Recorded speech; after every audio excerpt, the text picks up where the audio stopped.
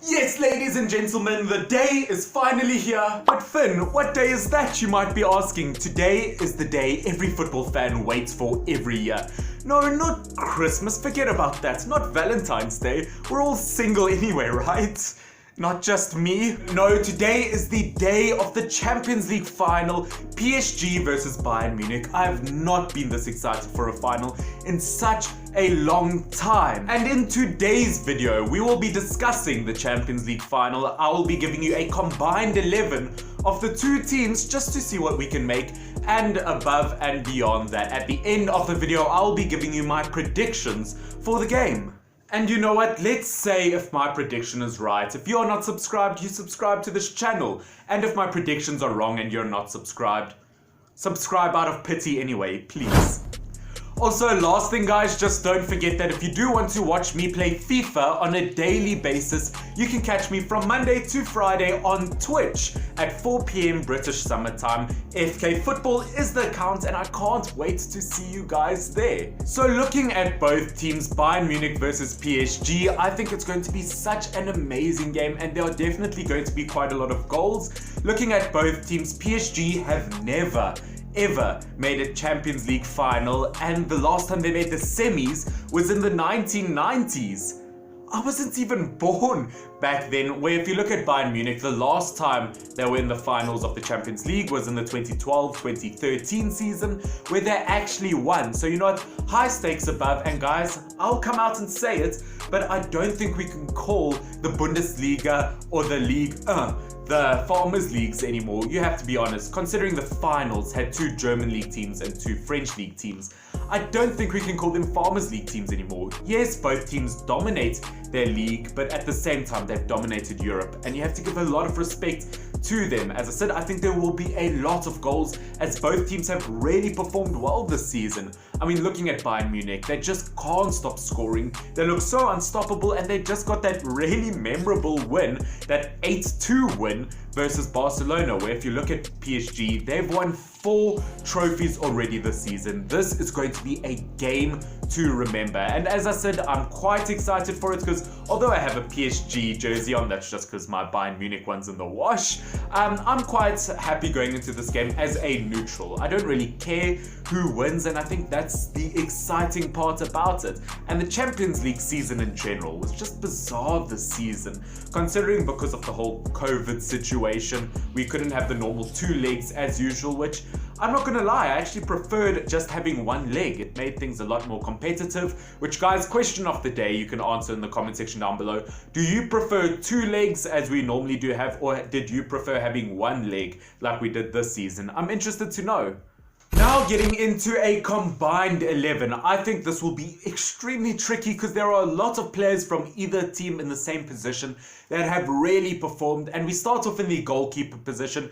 Who do I choose between Manuel Neuer and Keylor Navas? Now this will be extremely close, but in my personal opinion, guys, remember this is just my opinion, please don't attack me, but yes, I think I am going to go for the likes of Manuel Neuer. Just in my opinion, as I said, either goalkeeper could really go in this list, but I think the likes of Manuel Neuer had a fantastic season. He is not the great, fantastic goalkeeper he once was. He is not the world's best anymore, but wow, has he had a good season. And you could really see that in their previous game against the likes of Lyon in the Champions League. I think Manuel Neuer had a crucial game there and really kept the likes of Bayern Munich far in the lead. I think he is a fantastic goalkeeper and deserves to be number 1 in this spot. Moving on to the defense, in my opinion, looking at the right back, there is only one man. I don't think PSG have a proper right back, and if you look at the likes of Joshua Kimmich has had a fantastic season with Bayern Munich. I mean, when it comes to the Bundesliga, he's played quite a lot of the Bundesliga season in a defensive midfielder position. But you know what, in the Champions League and lots of the Bundesliga itself, he has played right back. And in my opinion, after Trent Alexander-Arnold, he's probably the best right back in the world. He's fast, he's strong, he's got fantastic vision, and I think he was the perfect Lam replacement at the likes of Bayern Munich. I think he is a great right back, and as I said, it really is no competition that he has to be in the squad. Probably the best right back in the world after Trent. Now that we've got our first two players in, and they are both Bayern Munich players, the first centre back I have is actually a PSG centre back. Now, I think you obviously know where it's going. It's either going to be Marquinhos or the likes of Thiago Silva. And in my opinion, I am going to put the likes of Thiago Silva in there. Not because he's had a better season than the likes of Marquinhos. I actually think they've had very similar seasons. I mean, in fact, Silva's played less games because of injury. But you know what? I have to put him in there, not because he's been the better centre-back, but because he's had such a memorable season with PSG. As their captain, he's led them to 4 trophies already this season, and at the age of 35 years old, he is still being linked to clubs like Chelsea. I think I have to put him in the squad for the likes of his leadership role that he's had with PSG this season. A very reliable centre-back, always as usual, you know. And as I said, I think leadership plays a huge part in this, and at his age, he is still fantastic. Once again, might be slightly overrated at times, but I have to put him in the squad. The PSG captain gets his say. Now that I've got the likes of Thiago Silva in, I have to put my other centre-back in, who I'm going to go for a Bayern Munich one.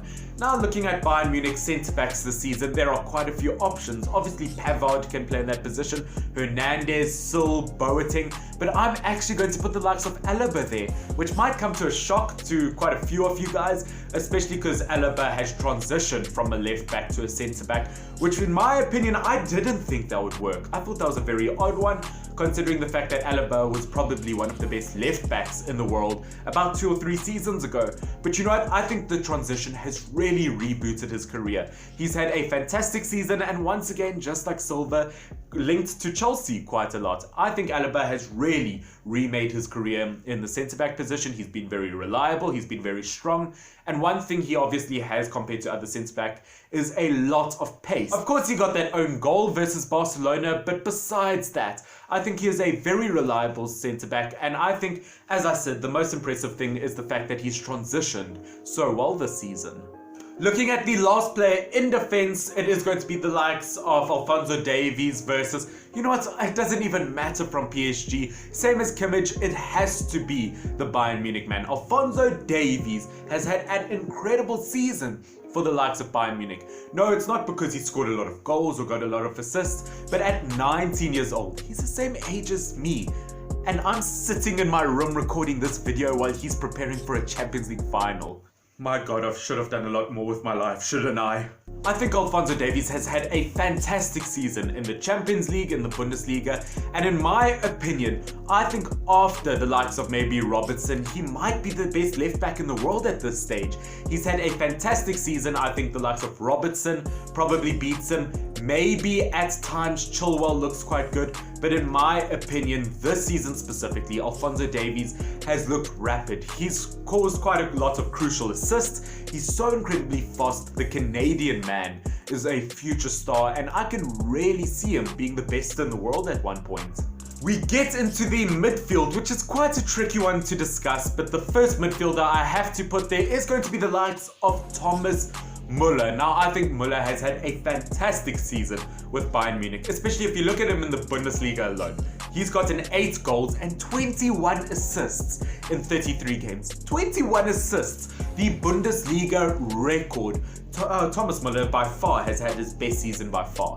I haven't always rated him as a player because, I mean, statistically, if you look at him, he's not that good at passing, he's not that good at dribbling, but his numbers are incredible. I've said this before, but by far his best ever season, and I have to put him in the squad, to be honest with you. Even in the likes of the Champions League, 4 goals and 3 assists, he has had an incredible season and deserves to be in the squad. Moving on to our second midfielder, it is going to be a PSG man in the attacking midfield position, and it has to be Neymar. Now, I have had to put him in the attacking midfield position instead of a wing, just to kind of get the strongest squad possible. But looking at Neymar this season, although he has struggled with injury as usual, 13 goals and 6 assists in Ligue 1 for 15 games. That is incredible. He has not stopped the season. He's actually looked extremely incredible, and 3 goals from 6 Champions League games. I think Neymar is going to be a deciding factor between these two teams. He's strong, he's fast,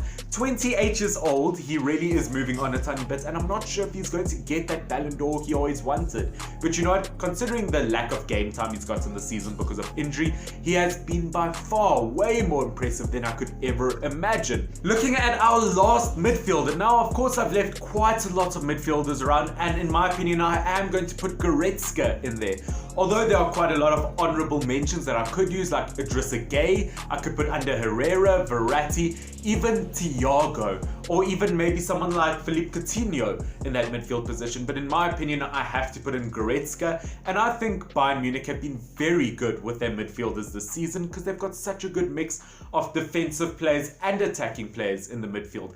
Goretzka has played 24 games in the Bundesliga this season with 6 goals and 9 assists. I think he has been unstoppable for a player who can play that defensive role. Very physical player, he bosses players around, and I mean PSG don't have the most physical players in their midfield. They've actually got quite a small midfield, and I really do think Goretzka will boss them around quite a lot. Getting into the attack, and the attack is... I can't even explain it. But looking at our first attacker in the left wing position, we have 21-year-old Kylian Mbappe. Look, if football was a game, Kylian Mbappe would have finished it. He's been in the top 4 Ballon d'Or, he's won a World Cup, he's won the French League title, he has won pretty much everything at the age of 21 years old. I mean, if he wins the Champions League, like, it's game done. He is the best in the world. But looking at Kylian Mbappe this season, although at times has struggled with injury, 18 goals from 20 League One games. That is incredible. He is so unstoppable, he is so fast, he is so pacey, and I have to put him here. And I think he's a very versatile player because although I put him in the left wing position, he can play striker, he can play right wing. Kylian Mbappe can literally do it all.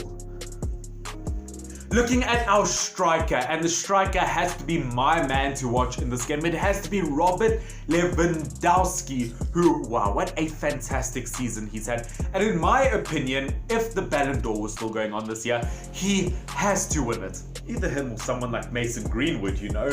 But yes, it has to be Robert Lewandowski. Looking at Lewandowski's stats this season in the Bundesliga, 34 goals from 31 games. And in the Champions League, 15 goals from 9 games. How do you do that? I mean, I really have to say I feel like he's been stiffed by the fact that the Ballon d'Or's been cancelled this year. I mean, okay, I get it, cancel the ceremony, but at least give the man the trophy. I really hope he does win the Champions League because he is a player who does deserve that in his record. We get to the final player in this list in the right wing position, and it has to be the ex-Arsenal man, Serge Gnabry, who, wow, what a fantastic season for him. And I really wanted to put him in the right wing position. That is why I moved Neymar to that cam position, because he can play there, and I really wanted to put the likes of Gnabry in here. Looking at Gnabry, 12 goals and 10 assists in the Bundesliga this season, and 9 goals from 9 Champions League games. He and Robert Lewandowski had the most Champions League goal contributions ever in a Champions League campaign. He is looking so strong, and I mean, there's always these talks of, oh, what happened if Arsenal didn't let go of the likes of Gnabry? Can you imagine Gnabry playing for a mid-table Arsenal team instead of this Champions League team? No. So guys, that is going to be my starting 11, my combined starting 11. Now, in terms of a prediction, obviously, as I did say, it is going to be very, very hard as both teams have really performed this season, both in the Champions League and in their domestic seasons.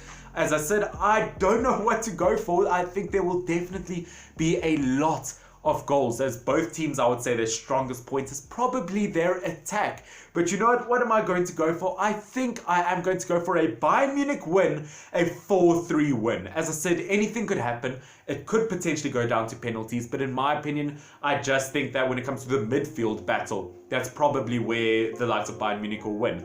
As I said, they've got some very strong, very physical players in their midfield compared to the likes of PSG, and that really could be the deciding factor. I think both defenses are very similar, although Bayern Munich's fullbacks are far more superior. Both attacks are absolutely unstoppable. Really anything could happen. But as I said, I think I will go for a 4-3 win in Bayern Munich's favor. Guys, that will probably be it for today's video. As I said, I'm so excited for the Champions League. Please put down your predictions for the game down below. As I said, if I get my prediction right, subscribe to this channel. If I get it wrong, subscribe out of pity. But guys, this has been Finn, FYNN. Oh, I can't wait for this game. I do love and appreciate every single one of you. Stay awesome. Cheers. Bye-bye.